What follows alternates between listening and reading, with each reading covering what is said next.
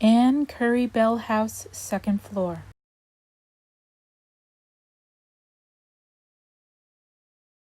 Master bedroom.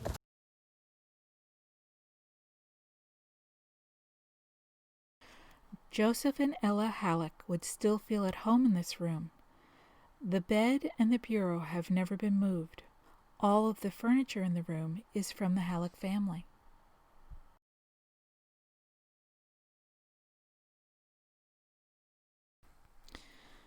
The most unusual object in the room is the blue glass window pane.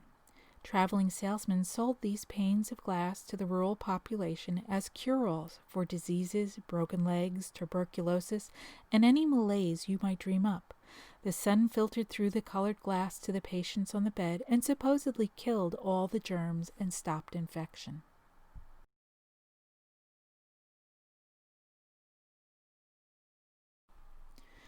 The family photographs on the wall are of grandmother Ann Higgins Bouldry and grandfather Jeremiah Bouldry when they were young. The little girl at her mother's knee is Ella Bouldry, Ann's mother.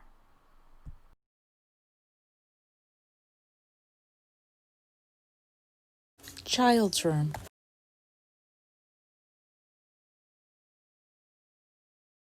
The room at the head of the stairs was Ann's childhood bedroom. As a youngster, Ann was given many dolls, and over the course of her lifetime she amassed a huge collection.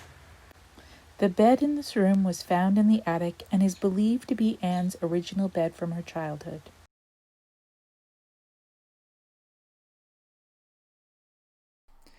The impressive dollhouse was begun for Ann by her Aunt Lucy Folk at Christmas time, 1903, when Ann was 6 years old. The original structure had 4 rooms and 3 dolls. On each holiday or special occasion, it was increased in size. It is supposed to be the home of the Little Colonel, who was the heroine of a series of books by Annie Fellow Johnston. It has always stood on the east wall of this room. The space opposite, carved out of the eave on the east side of the room, was originally a closet that was adapted for display. The impressive dollhouse was begun for Ann by her Aunt Lucy Folk at Christmas time, 1903, when Ann was 6 years old. The original structure had 4 rooms and 3 dolls. On each holiday or special occasions, it was increased in size. It's supposed to be the home of the Little Colonel, who was the heroine of a series of books by Annie Fellow Johnston. It has always stood on the east wall of this room, and the space opposite, carved out of the eave on the west side of the room, was originally a closet that was adapted for display. The impressive dollhouse was begun for Ann by her Aunt Lucy Folk at Christmas time, 1903, when Ann was 6 years old. The original structure had 4 rooms and 3 dolls. On each holiday or special occasion, it increased in size. It's supposed to replicate the home of the Little Colonel, who was the heroine of a series of books by Annie Fellow Johnston. It has always stood on the east wall of this room. The space opposite, carved out of the eave on the west side of the room, was originally a closet that was adapted for display.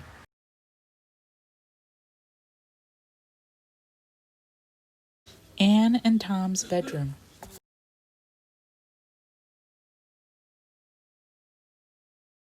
Most of the furniture in this room is from the Case family.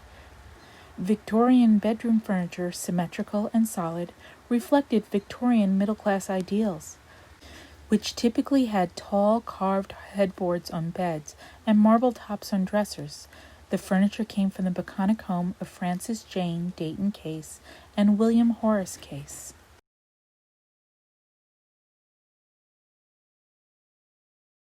Dressing and sewing room.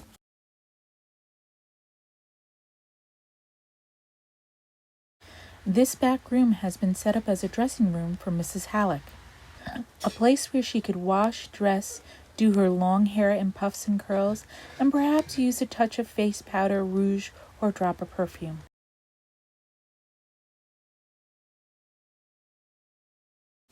In the late 19th century and early 20th century, a local dressmaker, often a personal friend, would make the fashionable spring and fall wardrobes. Very often, old dresses were refashioned into the style of the current year.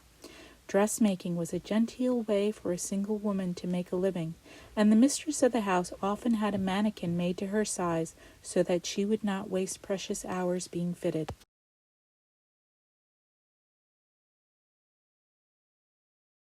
Music room.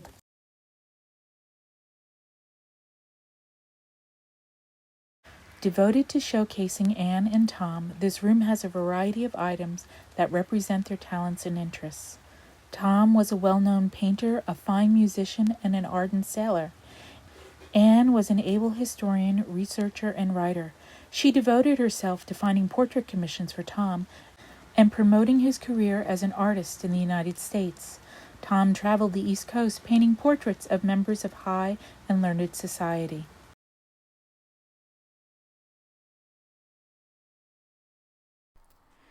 The pictures on the wall show Anne and Tom's sailboat, Bluebell, and their wedding picture, and some of Tom's musical instruments.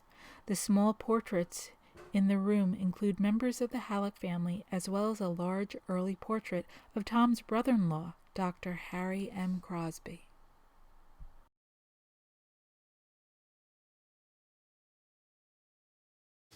Bathroom.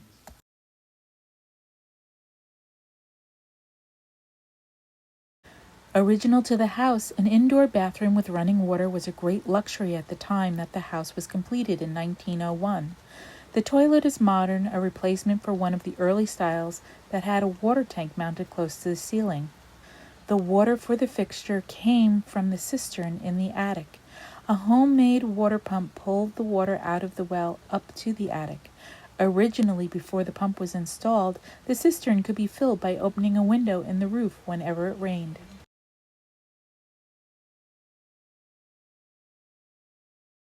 Library.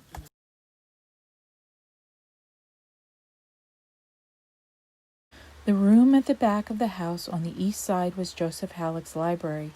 Here he could sit and smoke his cigar or read and write in peace. A collection of books given to the society over the years is in the bookcase. A framed piece of silver braid from Lincoln's Caldefalk hangs on the wall.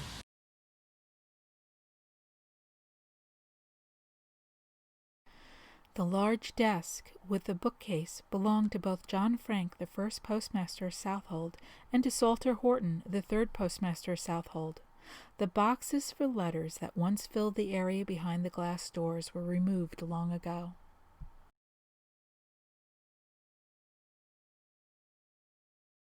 Support the Southold Historical Society.